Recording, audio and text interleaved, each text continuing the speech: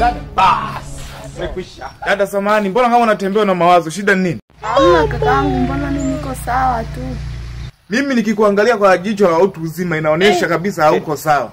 Kama una shida, mimi ni mwanaume, please niambie.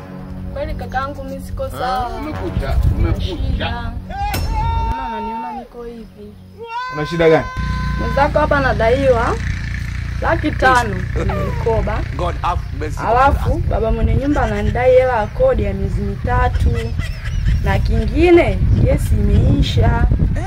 Kakaangu hapa ukinisaidia nakushukuru sana. Huyu kaka kaenda wapi jamani? God have mercy upon us.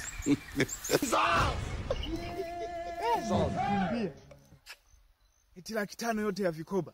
Sibani nikanunue kiwanja nijenge. Shenzi kabisa. Hapa mtu atoi 500,000 hapa.